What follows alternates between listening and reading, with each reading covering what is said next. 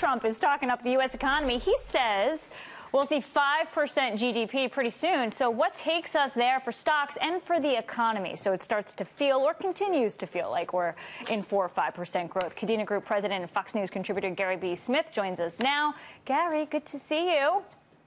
Welcome back, Lauren. Thank you. It's nice to see you. It's actually really good to be back. I feel like my old self again. I bet. What takes us to the next catalyst up for stocks? You have the S&P 14 points from a record high, yet we have a trade spat with China. What's going on here? Lauren, it's the same thing that I've been kind of alluding to for the past few months. It's the excitement that I have for technology. It's not just the FANG stuff, although companies like Google and Amazon are at the forefront. It's all the new stuff, artificial intelligence, self-driving cars.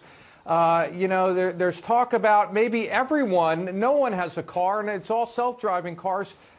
In order to save lives and become more efficient. It's all that kind of stuff there. I think we're on the forefront of a next technology boom like we were in the mid to late 90s. And oftentimes, lately, especially as tech goes, so goes the overall market. And that brings us to the Tesla story. But you know what?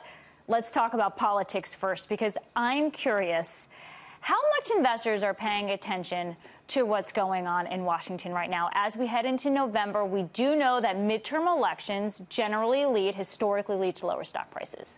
Your thoughts? All right, so I'll give you just from my perspective. Of course, as soon as I get up in the morning at 4:30, for example, I pick up Twitter and see what President Trump has tweeted. And then you know what I do? I try to ignore it for the rest of the day, because what it has all come down to, as you saw in this last it all comes down to earnings, Lauren. So everything he says, we don't know what to believe. Is North Korea not going to have nukes? Are they going to have nukes? Is there going to be a trade war with the EU, or are we going to have no tariffs?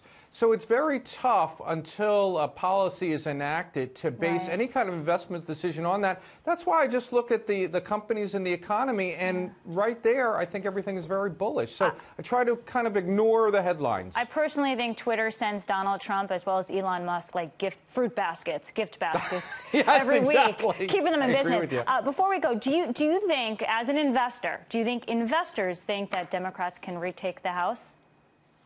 I do not. I think that, just like the Republicans were underestimated, or at least Trump was underestimated during the last presidential election, I think the blue crowd is getting a little overexcited. I guess it remains to be seen. But I think the next swing will come with Trump's reelection. Until then, I think, Congress is pretty secure. Gary, thank you so much. Thanks, Lauren. Nice to see you.